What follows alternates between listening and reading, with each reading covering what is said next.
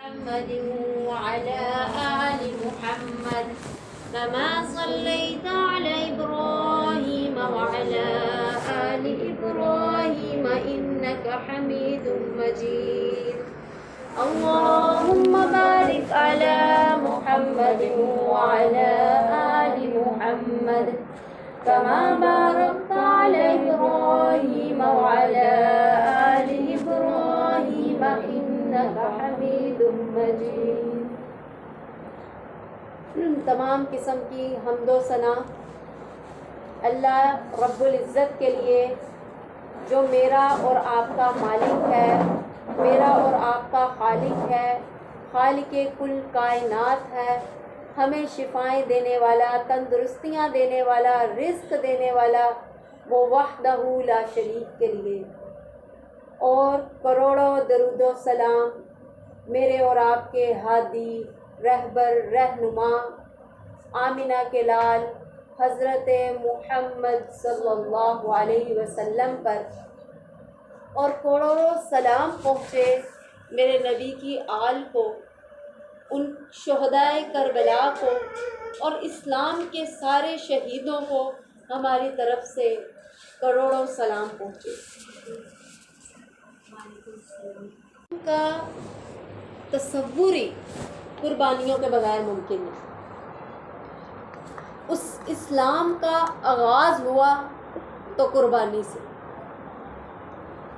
اسلام اگر اپنے پہنچا، اللہ تعالیٰ نے اس کو اونچائی پہ اور بلندی پہ پہنچایا، اور اس کی تکمیل کے لیے اللہ تعالیٰ نے تب بھی شہادت لی۔ قربانی کا آغاز ہوا حضرت اسماعیل سے۔ اللہ نے جب اسلام کو پروان چڑھانا تھا، اسلام کی بنیاد رکھنی تھی، تو قربانی کس کے لیے؟ اسماعیل علیہ السلام۔ پھر جب اسلام کو پایہ تکمیل تک پہنچانا تھا تو قربانی کس کی لی؟ اپنے نبی کے سب سے پیارے نواسے کی، حضرت حسین رضی اللہ تعالی عنہ کی پورے آل سمیت۔ تو اسلام کب زندہ ہوتا ہے؟ قربانیوں کے بعد، شہادتوں کے بعد۔ تو میری عزیزہ، اللہ قربانی کسی بھی ایرے گہرے کی نہیں لیتا۔ ہم اکثر بات کرتے ہیں نا کہ اللہ تعالیٰ اپنے نیکوں کو ہی کیوں آزماتا ہے، انہی کی قربانیاں کیوں، اسلام ان کی قربانی ہی کیوں مانگتا ہے؟ اللہ اکبر، شہادت کوئی چھوٹا درجہ نہیں ہے۔ یہ ایرے گہرے کو اللہ اس سے نہیں نوازتا۔ جو دنیا کے حریص ہوتے ہیں اللہ ان پہ دنیا کشادہ کر دیتا ہے، کیونکہ اللہ کے نزدیک دنیا مچھر کے پر سے زیادہ حقیر ہے۔ اللہ ہر ایرے گہرے دل والے سے قربانی نہیں لیتا اسلام کے لیے، اپنا مقدس اور یہ اعزاز ایویں ہی نہیں سب کو سونپتا۔ اللہ اپنے پیاروں، جو سب سے زیادہ اللہ کے پیارے ہوتے ہیں، یہ قربانی کی شہادت بھی اللہ انہی سے لیتا ہے۔ ابراہیم کے بیٹے جو اللہ نے 86 سال بعد جن کو ذبیح اللہ کہا، قرآن میں جن کی آنے سے پہلے بشارتیں دی، وہ کوئی چھوٹی ہستی تھی؟ تو ان کی قربانی لی اللہ نے۔ اور پھر میرے پیارے نبی کے نواسے حضرت محمد صلی اللہ علیہ وسلم نے فرمایا کہ دنیا میں 2 پھول ہیں میرے، حسن اور حسین۔ جس نے حسن و حسین سے محبت کی، اللہ تو ان سے محبت کر۔ کیا اتنی بڑی اللہ کے نبی کریم صلی اللہ علیہ وسلم کی ان کے بارے میں پھر غدیر خم کی حدیث، اے لوگو، اے میری امت کے لوگوں کہ اللہ کا تقوی اختیار کرو میرے اہل بیت کے بارے میں، اللہ سے ڈرنا، ان کا خیال رکھنا، ان پہ رحم کرنا۔ اور پھر میرے نبی کریم صلی اللہ علیہ وسلم نے فرمایا کہ یہ میرے اہل بیت ہیں۔ ایک دفعہ اللہ کے نبی حضرت فاطمہ الزہرا کے گھر گئے، وہاں میں چادر میں حضرت فاطمہ الزہرا کو، حضرت علی رضی اللہ تعالیٰ عنہ کو، حضرت حسن و حسین کو لیا اور کہا اللہ یہ میرے اہل بیت ہیں، ان پہ رحم کر۔ حضرت حسن حسین کو میرے نبی کریم صلی اللہ علیہ وسلم سے بڑی مشابہت تھی۔ حضرت حسین رضی اللہ تعالیٰ عنہ بالکل اللہ کے نبی کی تشبیہ تھی، ان کی شکل و صورت اللہ کے نبی سے ملتی۔ تو میری عزیزہ، قربانیوں کا آغاز ہی، اسلام کا آغاز ہی قربانیوں سے ہوتا۔ جب میرے نبی کریم صلی اللہ علیہ وسلم کو اللہ کے نبی کو جب ملی نبوت ملی تو اس وقت شہادتوں سے قربانیوں سے اس اسلام کو اللہ نے پروان چڑھا۔ پھر حضرت ابو بکر صدیق رضی اللہ تعالی عنہ کا دور شروع ہوا، تو اس وقت نبی کریم صلی اللہ علیہ وسلم جب دنیا سے چلے گئے تو لوگوں نے کہا کہ ہم جیسا نبی کریم صلی اللہ علیہ وسلم کی زندگی میں کرتے تھے ہم ویسے ہی کریں گے، مطلب حج کریں گے، عمرہ کریں گے، مگر ہم زکوٰۃ کا فریضہ ادا نہیں کریں گے۔ تو حضرت ابوبکر صدیق رضی اللہ تعالیٰ عنہ نے کیا کہا تھا کہ میں اس وقت تک تم سے جہاد کروں گا جب تک کہ تم زکوٰۃ یا ادا نہ کرو یا پھر میں شہید نہ ہو جاؤں۔ مطلب دین اسلام پہ جہاں پہ بھی تحریف کا سلسلہ ذرا سا اٹھا یا اٹھنے لگا، یہ شعلہ ہی بڑھکا کہ قرآن میں یا اللہ کے دین میں ہم تحریف کر دیں یا اس کو بدلیں، تو اللہ نے ایسے لوگ پیدا کیے جنہوں نے اپنی جانوں کی قربانیاں دینا گوارا کر لی مگر دین میں تحریف برداشت، دین میں تحریف کا مطلب دین میں تبدیلی برداشت نہیں کی کہ اللہ کے نبی جو دین لے کے آئے ہیں اس کو 1 انچ بھی بدلا جائے، یہ بات گوارا نہیں کی۔ کیوں نہیں کی؟ کیونکہ اللہ نے اس دین کا، اس قرآن کی حفاظت کا ذمہ لیا تھا اور قیامت تک یہ ذمہ انشاءاللہ برقرار رہے گا۔ اللہ دنیا میں ایسے لوگ پیدا کرتے رہیں گے جو اسلام کی کو بدلنے دیں گے نہیں، اپنی جانیں قربان کر دیں گے مگر اسلام میں تبدیلی آنے نہیں دیں گے۔ تو اللہ نے ابو بکر صدیق رضی اللہ تعالیٰ عنہ کو پیدا کر دیا، ایسے وہ کھڑے ہوئے خلیفہ بنے کہ انہوں نے کہا کہ نہیں، میں اسلام کو جیسا اللہ کے نبی کے دین میں تم دیتے تھے زکوٰۃ، اگر 1 رسی بھی دینے سے انکار کرو گے تو یہاں پہ شہادتیں ہوں گی مگر یہ تبدیلی میں گوارا نہیں کروں گا۔ پھر حضرت عمر فاروق رضی اللہ تعالیٰ عنہ کا دور آیا تو ان فتوحات کا دور شروع ہوا۔ اللہ اکبر! عمر فاروق رضی اللہ تعالیٰ عنہ کی خلافت ایسی خلافت تھی، ایسے دلیر خلیفہ تھے کہ ایسی خلافت کی کہ کوئی زکوٰۃ لینے والا ہی نہیں بچا۔ اعلان کیا جاتا تھا کہ ہے کوئی زکوٰۃ لینے والا، کوئی زکوٰۃ نہیں لینے والا۔ اللہ کے نبی نے پہلے ہی پیشین گوئی کی تھی کہ میرے دور میں، میرے بعد ایک ایسا دور بھی آئے گا جب زکوٰۃ لینے والا کوئی نہیں رہے۔ پھر اعلان کیا گیا کہ کوئی قرضے کسی کو کوئی قرض دار ہے اس کے قرض ہم ادا کر دیں، اور کوئی قرض دار بھی نہیں۔ اللہ اکبر! زکوٰۃ کا نظام ایسا قائم کیا تھا خلیفہ دوم عمر فاروق رضی اللہ تعالیٰ عنہ نے کہ کوئی غریب، کوئی ایسا طبقہ بچا ہی نہیں، حتیٰ کہ وہ دریا کے کنارے چکر لگایا کرتے تھے رات کو کہ کوئی کتا بھی بھوکا مر گیا تو عمر کی جو اللہ کے دربار میں پیشی ہو جائے گی، ایسے تقوی رکھنے والے۔ پھر عثمان غنی رضی اللہ تعالیٰ عنہ کی خلافت کا دور آیا تو اس وقت میری عزیزہ فتنے شروع ہو گئے کہ اللہ کے نبی کے دور میں تبدیلی کر دی گئی، انہوں نے اپنے ہی لوگوں کو بنا لیا، انچارج بنا لیا، اور یہاں پہ پھر قرآن کا جو کتابت لکھی گئی تھی وہ حضرت عثمان غنی کے دور میں ہوئی تھی۔ بھئی یہ ایک نئی چیز ہے، لوگوں نے فتنے اٹھانا شروع کر دیے کہ یہ وہ مطلب انہوں نے اللہ کے نبی کے دین میں تبدیلیاں، تو اس طریقے سے فتنے اٹھاتے 2 گروہ ہو گئے، اور کچھ لوگوں نے حضرت عثمان غنی رضی اللہ تعالیٰ عنہ کی شہادت کے در پہ ہی۔ پھر میں قصہ مختصر میں آپ کو کربلا کی جو واقعہ پس منظر سمجھانے کے لیے، جو صرف یزید کی حکومت سے اس کا آغاز کیا جائے تو بات سمجھ میں نہیں آئے گی۔ میں چاہتی ہوں کہ آپ کے ذہنوں میں یہ چیز نقش ہو جائے، وہاں سے آغاز کیا جائے تو اس کی بات کی سمجھ نہیں آئے گی۔ تو پھر اس کے بعد میری عزیزہ حضرت علی رضی اللہ تعالیٰ عنہ کا جب حضرت عثمان غنی کو شہید کر دیا گیا، اور شہید بھی مسلمانوں نے ہی کی، 2 گروہ بن گئے، ایک عثمان غنی کے حق میں شیعان عثمان اور ایک خوارج کا گروہ۔ انہوں نے کہا کہ نہیں، ہم عثمان غنی رضی اللہ تعالیٰ عنہ کو شہید کیا گیا۔ پھر دور علی، حضرت علی رضی اللہ تعالیٰ عنہ کا دور خلافت شروع ہوا تو اس وقت بھی 2 گروہ بن گئے مسلمانوں میں ہی۔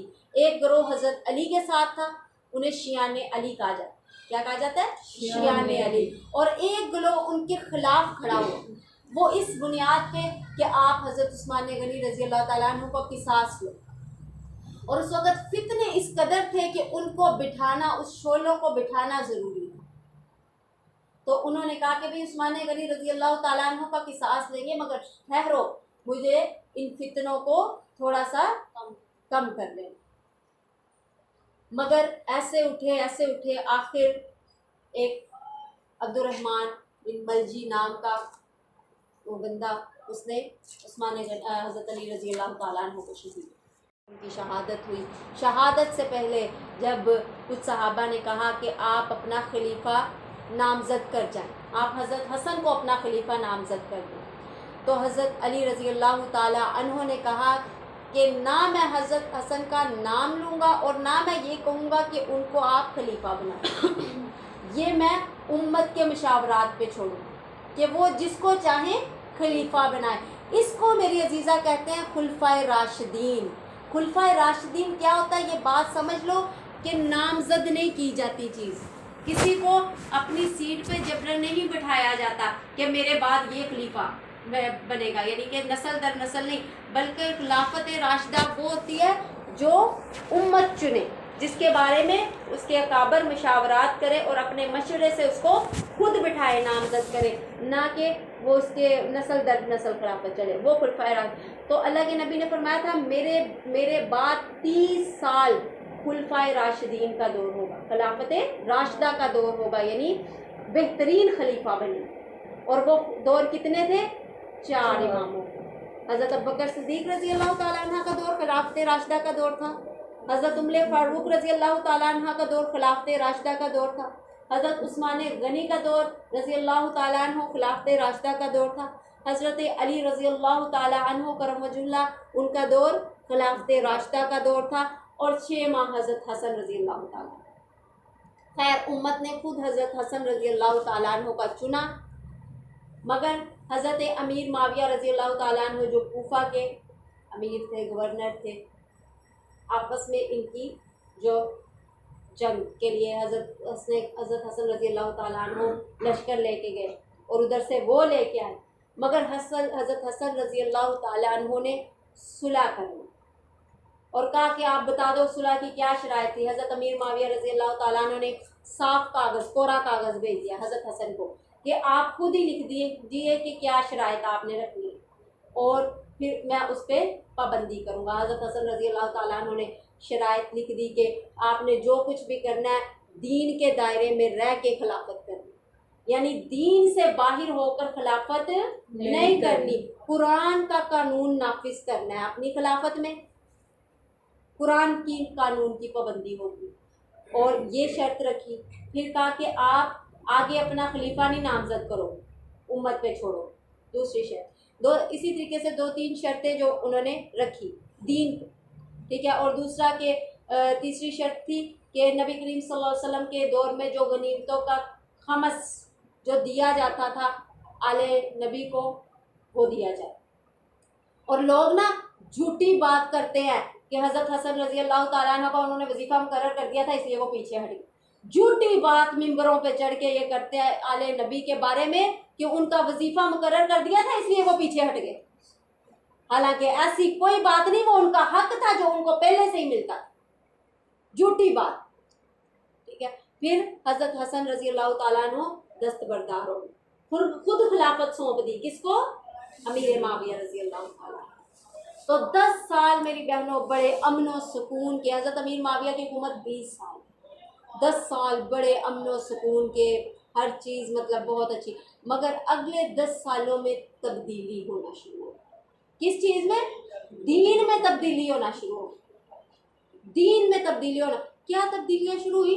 نمازوں کے وقت بدلنے، ظہر کا وقت عصر تک لے جاتے، عصر کا وقت مغرب تک لے جاتے، جمعہ اتنا لمبا کہ گردنیں جھک جاتی صحابہ کی، بیٹھے بیٹھے بیچارے نماز پڑھ جاتے، اور بہت ساری تحریف جو شروع ہو گئی، مطلب یہ شراب نوشیاں عام ہو گئی، اس پہ وہ نہیں دی، سزا نہیں دی جاتی تھی، سارا کچھ یہ جو مطلب حرام چیزیں تھی وہ شروع ہو گئی۔ پھر اس وقت جو ہے نا حضرت امیر معاویہ کے دور، اور پھر جو اٹھتا صحابہ، کچھ صحابہ اٹھتے، ایک حضرت حجر صحابہ تھے، وہ اٹھے، انہوں نے کہا کہ بھئی یہ کیا کر رہے ہو آپ دین میں، یہ دین کو کیا کر رہے ہو، آپ نے کیا کر دیا ہے؟ نہ تو اللہ کے نبی کے بعد کوئی نبی آیا، نہ کوئی کتاب آئی، تو پھر یہ دین تم کہاں سے لے کے آئے؟ حج تمتع کو ختم کر دیا گیا، جو نبی کریم صلی اللہ علیہ وسلم نے بڑی کوشش کے بعد اس کو شروع کیا تھا عرب میں، ورنہ عرب کے لوگ حج تمتع پہ نہیں آتے تھے، ٹھیک ہے، اس معاملے پہ نہیں آتے تھے، اس کو ختم کر دیا گیا اور جبرن۔ پھر اس کے بعد جو حضرت حسن رضی اللہ تعالیٰ عنہ جب کہ دستبردار ہو گئے تھے، جو بھی اٹھتا ایسے کوئی کہنے کے لیے کہ بھی آپ دین کو بدل رہے ہو، یا تو اس کو شہید کر دیا جاتا، یا پھر اس کے اوپر مقدمہ بنا کے جھوٹا کہ یہ بندہ باغی ہو گیا۔ وہ بیچارے روتے رہتے، کرلاتے رہتے کہ ہم باغی نہیں ہوئے، ہم صلح حسن پر رضی اللہ تعالیٰ عنہ پر قائم ہیں، ہم نے آپ کی خلافت سے بغاوت نہیں کی، مگر اس کے باوجود ان کو سخت سزائیں دی۔ پھر حضرت حسن رضی اللہ تعالیٰ عنہ کو اسی طریقے سے، حالانکہ وہ دستبردار ہو گئے تھے حکومت سے، مگر پھر بھی ان کو زہر دیا گیا۔ جب ان کو زہر دیا گیا، نزع کا عالم تھا، چارپائی پہ لیٹے ہوئے، حضرت حسین رضی اللہ تعالیٰ عنہ پاس جاتے ہیں، اپنے بھائی کے پاس بیٹھتے ہیں، سرانے بیٹھتے ہیں، کہتے ہیں بھائی جان آپ کو کس نے زہر دیا، آپ مجھے بتائیں۔ تو بڑے پیارے الفاظ کہا، حسن مجھے اس بات کا مجھے پتہ ہے مگر یقین نہیں، اگر میں نے اس بندے کا نام لے لیا مگر وہ بندہ واقعتاً نہ ہوا تو پھر میرا ظالموں میں شمار ہو جائے، اور اگر وہ بندہ واقعی وہی بندہ ہوا جس نے مجھے زہر دیا ہے تو پھر میں چاہتا ہوں کہ اس سے اللہ بدلا، میں اپنا بدلہ دنیا میں خود نہیں لیا، میں اللہ پہ معاملہ سو اس لیے قصاص حسن رضی اللہ تعالیٰ عنہ پہ معاملے اٹھے ہی نہیں، انہوں نے اٹھنے ہی نہیں دی، اللہ اکبر، خون کس کا تھا۔ پھر اس کے بعد حضرت امام حسین رضی اللہ تعالیٰ عنہ کوفہ میں نہیں تھے اس وقت، یہ مدینہ میں تھے، کوفہ میں حکومت کی امیر معاویہ رضی اللہ تعالیٰ عنہ کی۔ امیر معاویہ رضی اللہ تعالیٰ عنہ کو کہا کہ آپ اپنے بعد خلیفہ نامزد کر کے، انہوں نے اپنے بیٹے کو خلیفہ بنایا، شرط کا کیا کیا، اپنے بیٹے کو، ان کو خود کہا کہ آپ خلیفہ نامزد کریں، اب تو وہ خلفۂ راشدین والی بات نہیں رہی، وہ صحابہ کرام نہیں رہے، اس لیے نامزد کرنا ہی بہتر ہے، ٹھیک ہے آپ کر دیں، مطلب ان کو اس طریقے سے کہا گیا، اور کہا بھی صحابہ کرام نے، خیر انہوں نے اپنے بیٹے یزید کو خلفہ نامزد کیا۔ اب ان کے مقابلے میں ان کی اس جو فیصلے کے مقابلے میں نا 5 بڑی ہستیاں اٹھی۔ وہ 5 بڑی ہستیاں کون تھی؟ ایک حضرت حسین ابن علی رضی اللہ تعالیٰ عنہ، دوسرے حضرت ابن عمر رضی اللہ، عبداللہ ابن عمر جو حضرت عمر کے بیٹے تھے، بڑی ہستی۔ پھر حضرت عبداللہ بن زبیر، حضرت زبیر رضی اللہ تعالیٰ عنہ کے بیٹے۔ پھر حضرت عبد الرحمن بن ابی بکر، حضرت ابو بکر کے بیٹے۔ اور پھر 5ویں شخصیت تھی حضرت ابن عباس، عبداللہ ابن عباس رضی اللہ تعالیٰ عنہ۔ یہ 5 ہستیاں بڑی اٹھی اور انہوں نے کہا کہ نہیں، یزید اس کا اہل نہیں ہے، ہم اس کی بیعت نہیں کریں گے، مگر باقی صحابہ نے اس کی بیعت کی، کیونکہ حضرت امام حسین کے دور میں بھی ہزاروں صحابہ موجود تھے جب آل نبی کو ذبح کیا گیا، اور وہ کیوں کی؟ وہ اس لیے کی کہ اللہ کے نبی کی حدیث تھی کہ خلیفہ کی آپ نے اطاعت کر دی، اگر وہ اللہ کی نافرمانی کا حکم دے پھر نہیں کرنی، ورنہ آپ نے خلیفہ کی اطاعت کرنی، تو اس لیے ان کی مجبوری تھی، انہوں نے خلیفہ کی اطاعت کی۔ مگر ان لوگوں نے، ان کی بھی اپنی جگہ رائے، انہوں نے کہا کہ نہیں، ہم یہ جو دین کو بدلا جا رہا ہے نا، ایسی خلافت کو ہم قبول نہیں کریں گے، ہم اپنی جانیں قربان کریں۔ مگر یہ اتنی زیادہ بڑی بات نہیں تھی کہ جس کے بارے میں مسلمانوں کے خلاف جنگ کے لیے اٹھتے۔ تو پھر جب امیر معاویہ رضی اللہ تعالیٰ عنہ نے زبردست، یہ جبرن حکومت پہ آئے اور کہا کہ نہیں، آپ کو اس کی بیعت کرنی پڑے گی، تو ان میں سے جو 2 تھے نا، حضرت عبداللہ بن زبیر اور حضرت عبداللہ بن ابن عباس، انہوں نے ان کی بیعت کی۔ کہا کہ ٹھیک ہے یہ اس لیول کا جھگڑا نہیں ہے کہ ہم اس کے لیے خون بہائیں، مسلمانوں کا آپس میں قتل و غارت ہو، جنگ ہو، تو انہوں نے جو ان کی بیعت کی. مگر حضرت امام حسین رضی اللہ تعالیٰ عنہ، حضرت عبداللہ بن ابن زبیر رضی اللہ تعالیٰ عنہ نے کہا نہیں، ہمیں بات کی قبول نہیں، ہم ان کی بیعت نہیں کریں گے. اور پھر کیوں کربلا واقعہ ہوا، میں نے آپ کو اصل میں جب اس وجہ سے کہ اس کی وجہ کیا تھی، اس کی ریزن کیا تھی، اور وہ یہ تھی کہ دین، حکومت اور قرآن الگ الگ ہو رہے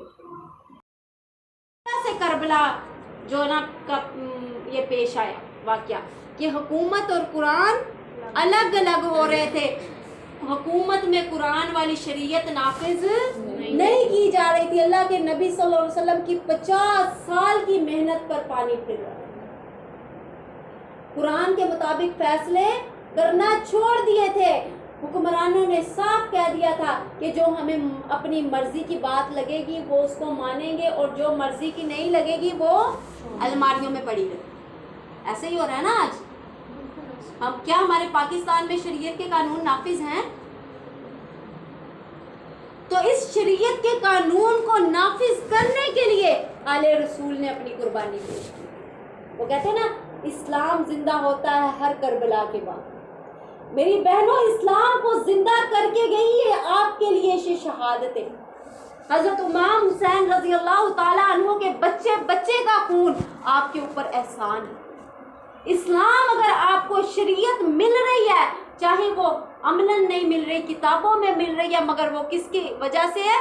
شہادت حسین رضی اللہ تعالیٰ، آل رسول صلی اللہ علیہ وسلم کی شہادت کے بعد. تو پھر حضرت امام حسین رضی اللہ تعالیٰ عنہ نے فیصلہ کر لیا کہ میں کوفہ جاؤں، وہاں پہ جا کے اپنے نبی کریم صلی اللہ علیہ وسلم، اپنے نانا کے دین کی تبلیغ کروں گا، اس حق کو پھیلاؤں گا، اور ان کو کہوں گا جو تم کر رہے ہو وہ حق نہیں ہے، تم لوگ حق سے پھر رہے ہو، یہ حق نہیں ہے. انہوں نے ٹھان لی، مرد مجاہد تھے، پھر اس پر قائم رہے. یہ پانچوں صحابہ نے ان کو منع کیا. عبداللہ بن ابن عباس، عبداللہ بن زبیر رضی اللہ تعالیٰ عنہ، عبداللہ بن ابن عمر، ابی بکر بن عبد الرحمن، سب نے منع کیا، مگر کہا میں نہیں جاؤں، میں ہرگز اس فیصلے سے اب نہیں ہٹوں.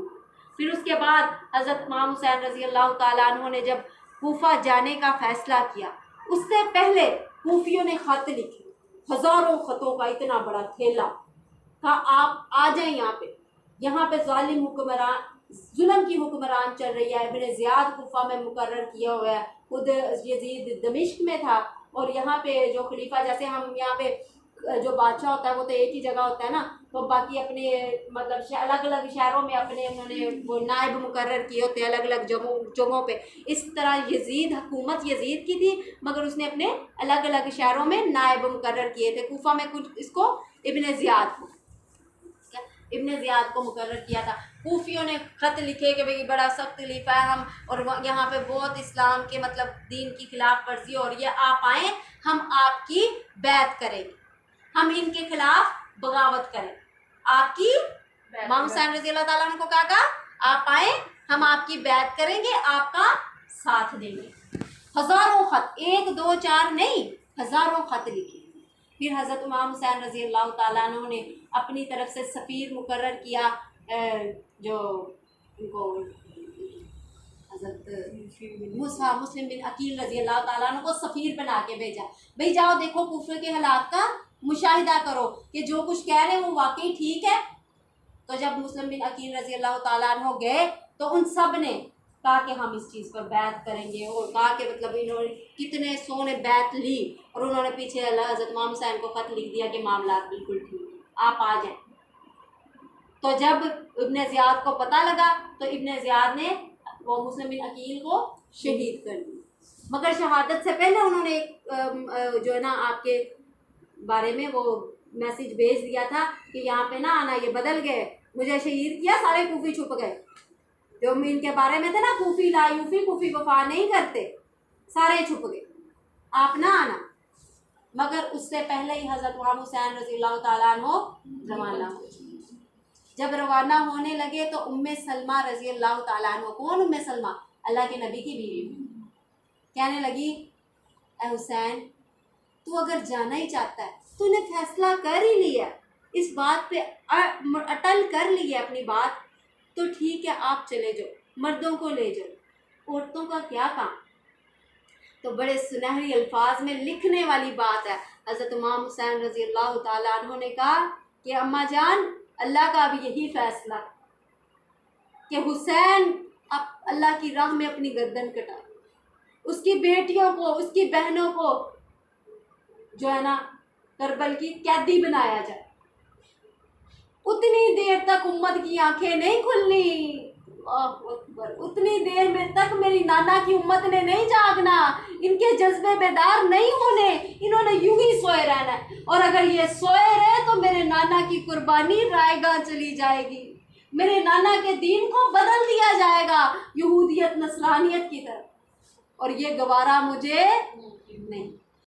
بچہ اپنے نانا کے دین کے لیے قربان کر دینا منظور ہے، ذبح کر دینا منظور ہے، اپنے نانا کے دین میں تبدیلی منظور نہیں۔ اسلام زندہ ہونا تھا، ان کے صدقے سے زندہ ہونا تھا، ان کی وجہ سے زندہ ہونا تھا، ان کے خون کی برکت سے زندہ ہونا تھا، تو ہوا، چل پڑے، اپنے بچوں کو بھی، بیویوں کو بھی لیا۔ بہن حضرت زینب اپنے شوہر کو کہتی ہے کہ آپ اجازت دے، میرا اپنے بھائی کے بغیر گزارا نہیں، میں اس کو دیکھے بغیر زندہ نہیں رہ سکتی، اس کو کچھ ہو گیا تو میں زندہ نہیں رہوں گی، مجھے اجازت دے میں حسین کے ساتھ جاؤں۔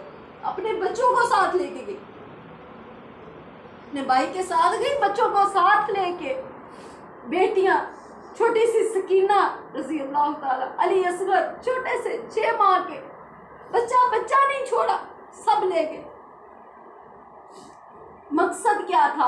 وہاں پہ جا کے تبلیغ کروں گا، لڑنے نہیں گئے تھے، لڑنے نہیں گئے تھے، جنگ کرنے نہیں گئے تھے، نہتے گئے تھے، مظلوم بن کے گئے تھے، بالکل نہتے، کوئی اسلحہ نہیں ساتھ لیا تھا، تبلیغ کرنے گئے تھے، نانا کے دین کو پروان چڑھانے گئے تھے، حق کا اعلان کرنے گئے تھے، کسی سے بدلے لینے نہیں گئے تھے، حکومت کے لیے نہیں گئے تھے، جھوٹ بولتے ہیں، ان کے وظیفے مقرر کر دیے گئے، وہ حکومت کے لیے لڑے تھے، حکومت لینے نہیں گئے تھے، اپنے نانا کے دین کی خاطر گئے تھے۔ میری عزیزہ، یہ جو دین آپ تک پہنچنا تھا، اس دین کی خاطر گئے۔ پھر جب گئے، ہاں میرا بچہ قربان ہوگا، پھر ان کی آنکھیں کھلیں گی، اتنی دیر انہوں نے سوئے رہنا، نہیں اٹھنا، اور یہ کوئی ایویں خون تھوڑی تھا، کوئی عام کا خون تھوڑی تھا جو انقلاب نہ لاتا، بھی مٹی میں مل جاتے لوگ، بھول جاتے، جیسے آج ہوتا ہے، آج گئے آنکھیں بند کی، کل کون ہے، بھول جاتے، اپنوں کو بھول جاتے۔ یہ کوئی معمولی خون نہیں تھا، یہ میرے نبی کا خون تھا، میرے نبی کا خون تھا، حضرت محمد صلی اللہ علیہ وسلم کا خون تھا، ان کا بچہ تھا، یہ معمولی خون نہیں تھا، انقلاب تو آنا تھا۔ پھر گئے اسی نہر فرات پہ، ٹھیک ہے، جہاں آج سبیلیں لگائی جاتی ہیں، حسین رضی اللہ تعالیٰ عنہ کا پانی بند کیا گیا، وہ چھوٹے سے ننھے علی اصغر کے حلق میں خنجر مارے گئے، ایک مشکیزہ میسر نہیں ہوا ان کو پانی کا، 3 دن تک وہ ایک تو پانی سے پیاسے، دوسرا بیمار، تیسرا قیدی بن کے بے بسوں کی طرح خیمے کربل میں گاڑ لیے، نہ آگے جانے دے۔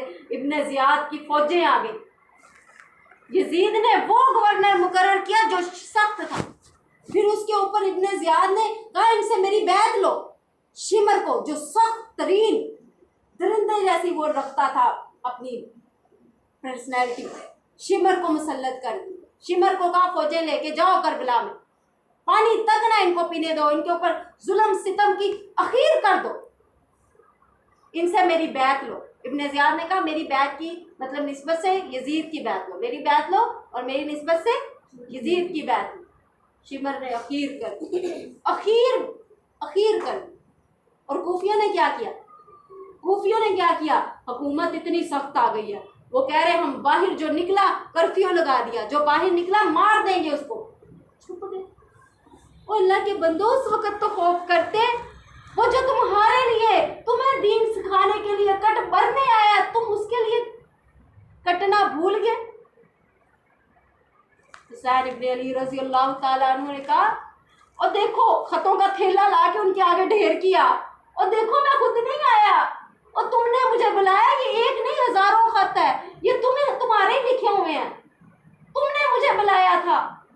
چھپ گئے گھروں، اپنی جانیں بچائے۔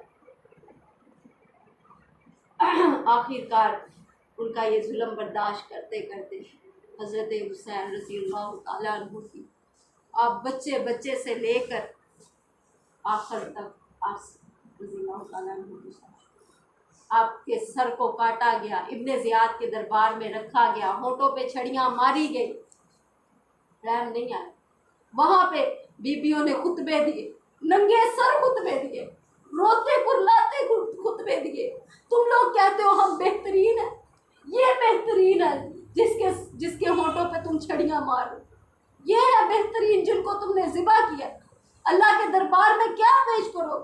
اور جو ان کے خلاف اٹھتا تھا ان کی قبر کھودتے، کفن سامنے رکھتے، کہتے تھے یا ان پہ لعنت کرو، نعوذ باللہ، حضرت علی رضی اللہ تعالیٰ، یا ہم تمہیں اس قبر میں ڈال دیں۔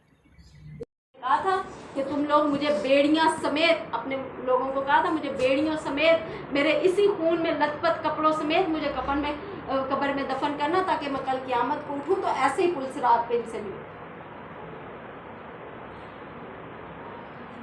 تو پھر جب اس طریقے سے بیبیوں نے خطبہ دیا اور اس طریقے سے ان کو، اور پھر انہوں نے خیموں کو آگ لگائی۔ خیموں کو آگ لگانے کا مقصد بیبیوں کی بے حرمتی کرنا نہیں تھا، ان خیموں کو آگ لگانے کا مقصد ان کا یہ تھا کہ خیموں کے اندر ان کے خط تھے جس کی وجہ سے ان کی پکڑ ہوتی ہے، وہ خط جلانے تھے کہ ان کا کوئی ثبوت بھی باقی نہ رہے، مگر جن کے ثبوت اللہ قیامت تک کے لیے لکھ دے ان کے ثبوت کون مٹا سکتا ہے؟ یہ ان کی کیا مجال تھی، وہ ان کی کیا اوقات کہ ان ہستیوں کو یوں شہید کرتے، یہ تو اللہ نے ان کے نصیب میں لکھی، یہ سعادتیں میرے رب نے ان کے نصیب میں لکھی تھی، ان کی نسبت سے اسلام زندہ ہونا تھا، اور آج شیعوں نے ہمیں یاد دلانی تھی ان کی، ورنہ اللہ اکبر بڑی بدبختی کی بات ہے، ان عظیم قربانیوں کو پورا سال ہمیں یاد نہیں آتا۔ ان عظیم قربانیوں کے لیے مائیں اپنے بچوں کو حسین نہیں بناتی، حسین تیار نہیں ہوتے، بلاؤ ان شیعوں کا جو یہ آج کے دن کو اتنا اٹھاتے ہیں کہ وہ ماتموں میں سڑکوں کے نکلے تو ہمیں بھی یاد آ جاتا ہے کہ مطلب ہماری بھی کوئی یہ عزیز ہستی ہے، ہمارے نبی کے بھی نواسے تھے، مگر پورا سال ان کی قربانیوں کو ہم بلائے۔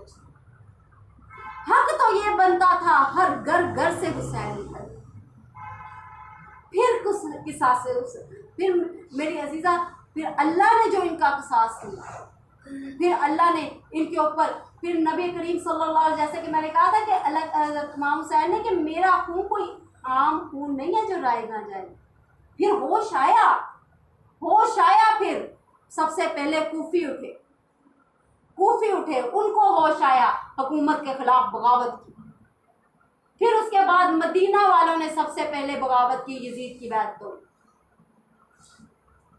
اور بغاوت ایسی ہوئی، اللہ اکبر، انقلاب برپا ہوا، اور ساتھ ہی کوہرام، قیامت برپا ہوئی، اور وہ قیامت کیا تھی میری عزیزہ؟ یہ وہ واقعہ جو ہمیشہ چھپایا جاتا ہے، واقعہ حرہ پیش آیا۔ یہ کیا واقعہ ہے؟ مدینے میں ابن زیاد کی، یزید کی فوجوں نے 3 دن مدینے میں، جہاں آواز اونچی کرنے کی آرڈر نہیں ہے، مدینے میں اللہ کے نبی کے روزے میں گھوڑے گدھے باندھے، انہوں نے وہاں پہ گندگی پھیلائی، 700 عورتوں سے، صحابیات سے ان فوجوں نے زنا کاریاں، اسے بولتے ہیں واقعہ حرہ۔ یہ بغاوت کا نتیجہ، انہوں نے انتقام مدینے والوں سے یوں بغاوت کر لی کہ تم نے یزید کی بیعت توڑی، یہ لو پھر کعبہ کی چھت پر انہوں نے ناچ گانے کی، شراب کی محفلیں چلائی، یہ قیامت ٹوٹی، اللہ اکبر۔ پھر اللہ تعالیٰ نے بھی ان کے اوپر عباسیوں کو، ایک دور آیا عباسیوں کو مسلط کیا، شیعان علی اٹھے، پھر انہوں نے انتقام لیا، پھر بنو امیہ کی، جو یزید کا خاندان تھا بنو امیہ، ان کی اینٹ سے اینٹ بجائی، ان کے مردوں کی قبریں اکھاڑ دیں۔ اللہ اکبر۔ اس طریقے سے یہ تھا حضرت حسین رضی اللہ تعالیٰ عنہ کی شہادت کا پس منظر کہ شہادت کیوں وجود میں آئی، کربلا وجود میں کیوں آیا، وجہ کیا تھی؟ حکومت اور قرآن الگ ہو رہا، حکومت اور قرآن کو ایک کرنے کے لیے کہ یہ قرآن صرف الماریوں کی زینت نہ بنا رہے، میرے نانا کی 50 سالہ محنت رائے گاہ نہ چلی جائے، اس لیے کربلا وجود میں ہے۔ اللہ تعالیٰ ہمیں صحیح معنوں میں اس کے مقصد اور مفہوم کو سمجھ کر اس پہ عمل کرنے کی توفیق عطا فرمائے، اور اللہ تعالیٰ ہمیں صحیح معنوں میں ان کا حق ادا کرنے والا بنائے، اور